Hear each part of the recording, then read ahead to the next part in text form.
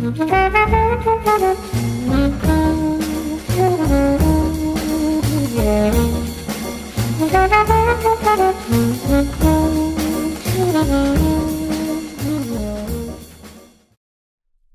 to Take 5, a podcast brought to you by Newleaf Training and Development.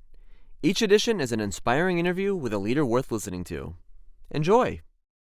Hey, I'm Paul Butler. I'm one of the client partners at Newleaf Training and Development, and I'm delighted to be joined today by Marisol Espinoza, who is the Public Affairs Manager at SoCalGas, and she also serves on the Executive Committee of our local Chamber of Commerce here in Santa Clarita.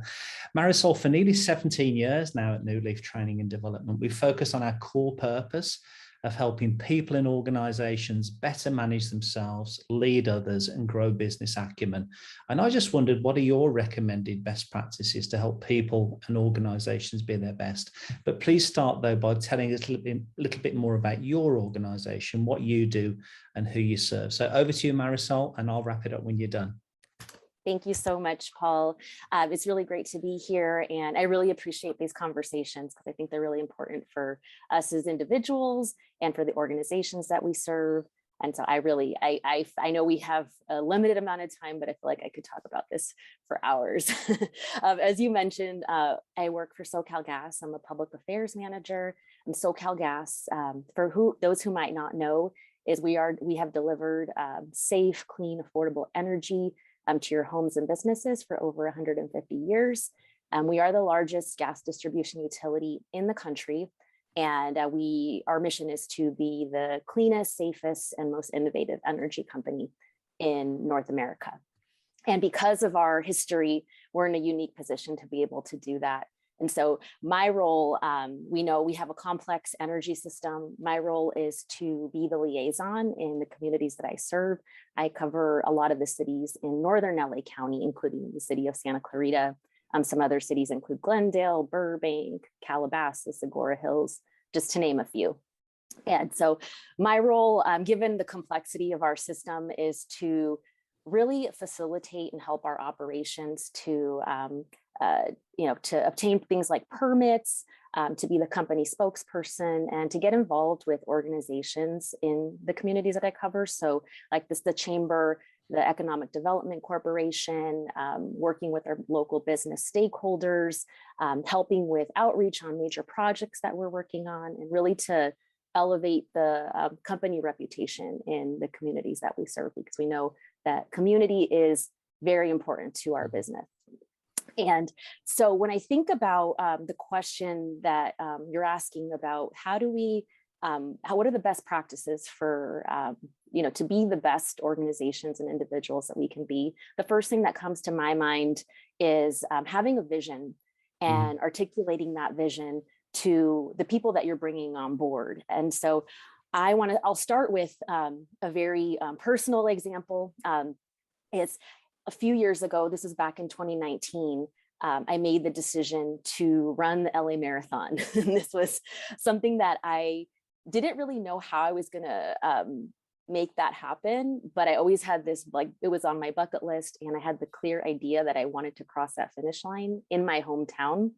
And so once I made that commitment and had that goal in my mind, then I created a roadmap with friends and family and how I was going to get there. And so in March of 2020, right before everything shut down and we were dealing with COVID at the time, but right before then, I was able to cross that finish line. And so I think it's really important to think about that end goal, that where are we going? Because if we get in our car and don't have that destination, we'll get lost. And so I think I'm really proud to work for SoCalGas, because also last year they set forth a vision to be net zero in emissions across all of our company operations. And we've been talking about the roadmap to get there over the next couple of years. But by having that vision articulated by our leadership, it has helped me understand what my role can be in contributing to that vision, and looking at how we can communicate about the different investments that we're making as a company, whether it be investing in hydrogen, more renewable fuels, looking at carbon capture and different technologies across the organization, and how we're going to evolve and change as a company. So I'm really excited about that. It's pretty transformative, and to be able to come on board with that vision that the company has set forth. So I think that's really important. The other thing that I have been thinking a lot about lately is something in my personal life and professional life is the idea of having a positive mindset.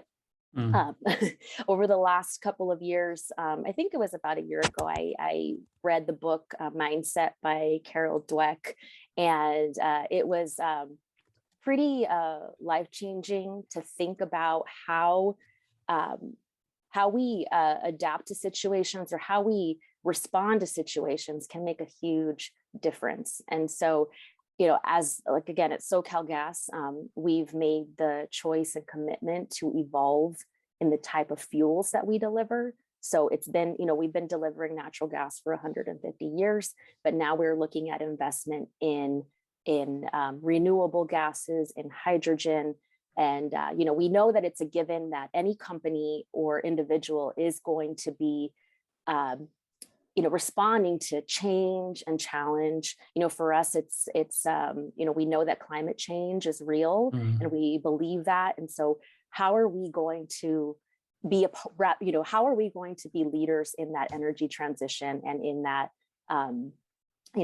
in this evolution of energy? And so I think we're pretty excited about all the different investments we're making. We're building a hydrogen home.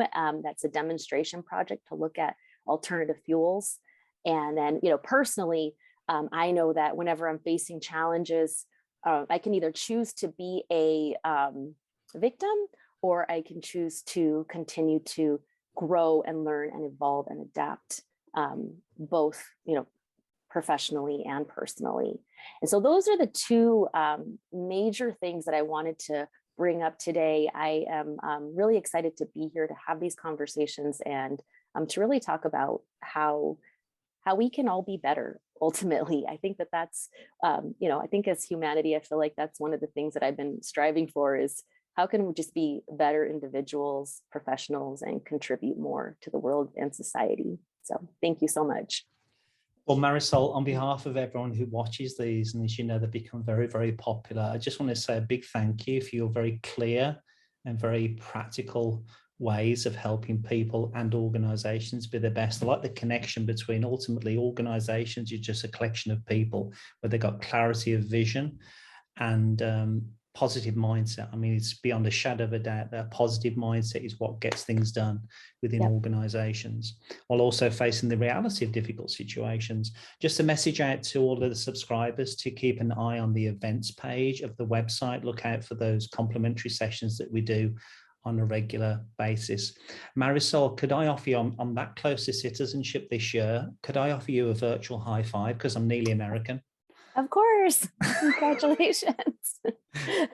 Thank you, Marisol. I really appreciate your time. Thanks for all that you do in our own backyard. We just love it here. So thanks for everything you do. Thank you so much, Paul. I hope you found that interview useful. And if you did, feel free to rate, review, and share this podcast. We'll be back next week with another episode, and we also invite you to check out our other weekly podcast, Going the Extra Mile, which is sure to lift your spirit and encourage you in today's working world. Bye for now.